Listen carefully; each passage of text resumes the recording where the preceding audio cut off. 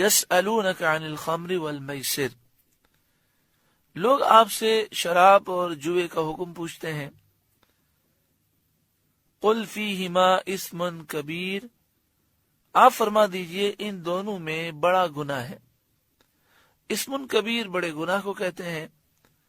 اور بعض مفسرین کہتے ہیں اسم کبیر سے یہاں مراد ہے نقصان زیادہ ہے. وہ منافع للناس، اور لوگوں کے کچھ دنیاوی فائدے بھی ہیں. وہ اسمہما اکبر من نفعہما، اور ان کا گناہ ان کے نفع سے بڑا ہے. بعض نے اس طرح معنی کیا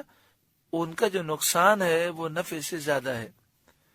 تو انہوں نے کہا کہ ابتدائی طور پر یہ بتایا گیا کہ نقصان دہ چیز ہے، اس میں کچھ نفع بھی ہے کہ کچھ بزنس ہو جاتا ہے، پیسے ہاتھ میں آ جاتے ہیں، لیکن اس کا جو نقصان ہے یہ اس کے نفع سے زیادہ ہے. پھر 5ویں پارے میں آیت کریمہ موجود ہے جس میں یہ بیان کیا گیا کہ نماز کے اوقات میں شراب نہ پیو، اور 7ویں پارے میں آیت موجود ہے جس میں یہ حکم دیا گیا کہ ہر صورت میں شراب حرام ہے. خمر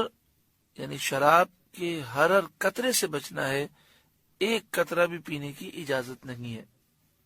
حضرت علی رضی اللہ تعالیٰ عنہ شراب سے کس قدر نفرت فرماتے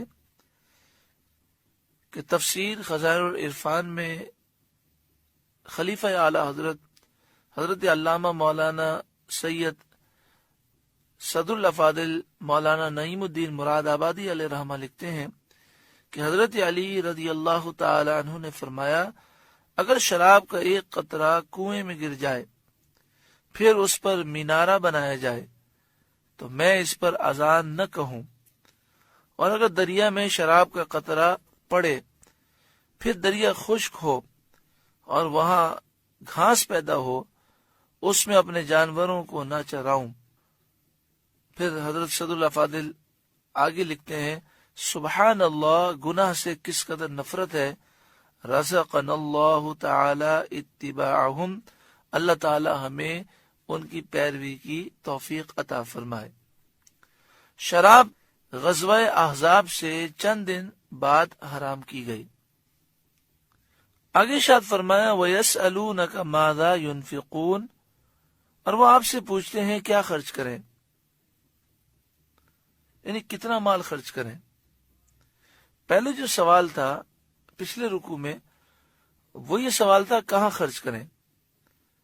ماذا ينفقون سے یہ مراد تھا، اور اب یہ ہے کہ کتنا مال خرچ کریں. فرمایا قل العفو، اے محبوب آپ فرمائیے جو فاضل بچے سب اللہ کی راہ میں دے دو. العفو کا مطلب یہ کہ جو ضرورت سے زائد ہے. بعض مفسرین فرماتے ہیں کہ زکوٰۃ فرض ہونے سے پہلے یہ آیت کریمہ نازل ہوئی اور یہ حکم تھا کہ جو ضرورت کی چیزیں ہیں وہ رکھ لو، اور اس کے علاوہ سب اللہ تعالی کی راہ میں دے دو. کذالک یبین اللہ لکم الآیات، اسی طرح اللہ تم سے آیتیں بیان فرماتا ہے، لعلکم تتفکرون فی الدنیا والآخرہ، تاکہ تم دنیا اور آخرت کے معاملات میں غور و فکر کرو. وَيَسْأَلُونَكَ عَنِ الْيَتَامَى، اور لوگ آپ سے یتیموں کا مسئلہ پوچھتے ہیں. جب یہ آیت کریمہ نازل ہوئی کہ یتیم کے مال کو تم ناجائز طریقے سے نہ کھاؤ، اور یتیم کے مال کو جو کھائے گا وہ اپنے پیٹ میں جہنم کی آگ وہ بھرے گا، تو مسلمان پریشان ہوئے کہ ہمارے گھر میں ہم نے یتیم کو پرورش کے لیے رکھا ہوا ہے، ہماری اتنی گنجائش نہیں ہے کہ ہم اپنے پیسوں سے اس کی پرورش کر سکیں، تو اس کے کھانے کے لیے ہم اس کا مال خرچ کرتے ہیں، اور جب اس کا مال خرچ کرتے ہیں اپنے کھانے کے ساتھ اس کا کھانا ملا لیتے ہیں. ہوتا یہ ہے کہ کبھی یتیم زیادہ کھاتا ہے کبھی کم کھاتا ہے. مثلا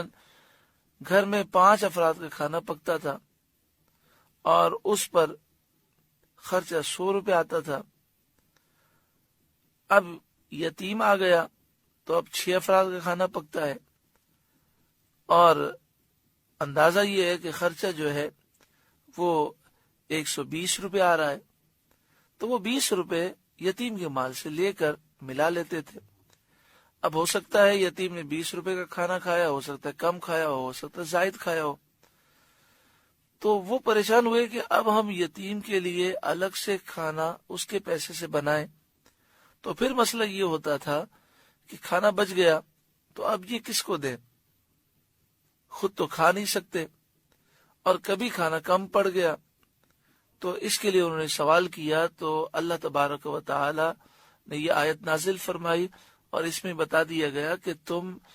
اگر اصلاح کی نیت سے یتیم کے فائدے کے لیے اس کے پیسے اپنے پیسوں میں ملا کر کھانا پکاؤ تو اس میں کوئی حرج نہیں ہے، کیونکہ ایک آدمی کا کھانا الگ بنایا جائے تو پیسے زیادہ خرچ ہوتے ہیں، تو اس میں یتیم کے پیسوں کا نقصان ہے، تو فرمایا اس میں فائدہ ہے تو ملانے میں کوئی حرج نہیں۔ قل، اے محبوب آپ فرمائیے، اصلاح لہم خیر، ان کا بھلا کرنا بہتر ہے، وَإِن تُخَالِطُوهُمْ فَإِخْوَانُكُمْ، اور اگر اپنا ان کا خرچ ملا لو تو وہ تمہارے بھائی ہیں، وَاللَّهُ يَعْلَمُ الْمُفْسِدَ مِنَ الْمُصْلِحِ، اور اللہ خوب جانتا ہے فساد کرنے والے کو اصلاح کرنے والے سے، کون اصلاح کے لیے ملا رہا ہے اور کون یتیم کا مال کھانے کے لیے ملا رہا ہے، اللہ جانتا ہے۔ وَلَوْ شَاءَ اللَّهُ لَأَعْنَتَكُمْ، اور اگر اللہ چاہتا تو تمہیں مشقت میں ڈالتا اور حکم دیتا کہ یتیم کے پیسے سے الگ کھانا پکاؤ اور اتنا بناؤ جتنا یتیم کی ضرورت ہے، کم بھی نہیں ہونا چاہیے زیادہ بھی نہیں ہونا چاہیے، تو تم مشقت میں پڑ جاتے، لیکن اللہ نے آسانی فرمائی۔ ان اللہ عزیز حکیم، بے شک اللہ غالب حکمت والا ہے۔ ایک مسلمان مرد کو ایک مشرکہ عورت نے نکاح کی دعوت دی اور اس نے کہا کہ میرے پاس مال بھی بہت ہے، میں آپ پر مال بھی نچھاور کر دوں گی،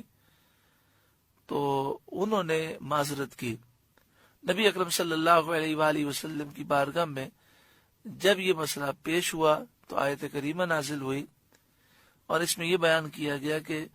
کافر مشرک سے مسلمان نکاح نہیں کر سکتا،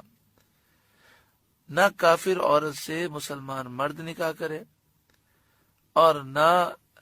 کافر مرد سے مسلمان عورت نکاح کرے۔ ہاں، اہل کتاب کا جو حکم ہے وہ الگ ہے اور اس کے مسائل انشاءاللہ تعالی آگے بیان ہوں گے، لیکن اتنا سمجھ لیں کہ فی زمانہ جو یہودی عیسائی ہیں ان میں غالب اکثریت اہل کتاب کے حکم میں نہیں ہے، لہذا شریعت میں تو اس بات کی اجازت ہے کہ اہل کتاب کوئی عورت ہو تو مسلمان مرد اس سے شادی کر سکتا ہے، لیکن اس عورت کا اہل کتاب ہونا ضروری ہے، اور فی زمانہ یہودی عیسائی جو ہیں وہ اکثر اہل کتاب کے حکم میں باقی نہ رہے، کیونکہ وہ خود اپنی کتاب کی بہت ساری باتوں کا انکار کرتے ہیں اور وہ دہریے کے حکم میں ہیں۔ انشاءاللہ تعالی جب یہ آیت کریمہ اہل کتاب کے متعلق آئے گی تو وہاں ہم تفصیل سے سماعت کریں گے۔